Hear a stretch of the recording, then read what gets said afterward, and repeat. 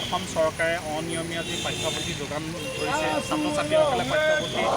পৰ্যাপ্ত পৰিমাণে নাই পোৱা তাৰ প্ৰতিবাদত আজি সমগ্ৰ অসমতে প্ৰতিবাদ সাব্যস্ত হৈছে আৰু আমি গোলাঘাট জিলাৰ ছাত্ৰ সন্থাই প্ৰতিবাদ সাব্যস্ত কৰিছোঁ আৰু গোলাঘাট জিলাৰ বেলিকা যদি চোৱা যায় তেতিয়াহ'লে এতিয়ালৈকে আচলতে ছাত্ৰ ছাত্ৰীসকলে ষষ্ঠ শ্ৰেণীৰ যি বিজ্ঞান বিষয় যিটো দ্বিতীয় খণ্ড এতিয়ালৈকে ছাত্ৰ ছাত্ৰীসকলে পাবলৈ সক্ষম হোৱা নাই গতিকে এই চৰকাৰখনে ছাত্ৰ ছাত্ৰীসকলক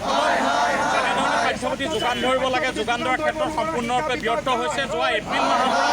বিদ্যালয়সমূহ নতুন বছৰৰ শিক্ষাদান আৰম্ভ হৈছে গতিকে আজি 2 মাহ পাৰ হৈ গ'ল 2 মাহ পাৰ হৈ যোৱাৰ পিছতো ছাত্ৰ ছাত্ৰীসকলে পৰ্যাপ্ত পৰিমাণৰ তেওঁলোকৰ যিখিনি পাঠ্যপুথি লাগে সেই পাঠ্যপুথিখন ৰাজ্য চৰকাৰখনে দিব পৰা নাই গতিকে এনেধৰণৰ অসামান্য এজন শিক্ষামন্ত্ৰী থকাৰ কাৰণে ছাত্ৰ ছাত্ৰীসকলে পাঠ্যপুথি পাবলৈ সক্ষম হোৱা নাই গতিকে আমি অতি সোনকালে ছাত্ৰ ছাত্ৰীসকলে যাতে পাঠ্যপুথি পাব পাৰে তাৰ ব্যৱস্থা কৰিবৰ কাৰণে ৰাজ্য চৰকাৰক আমি দাবী উত্থাপন কৰিছোঁ।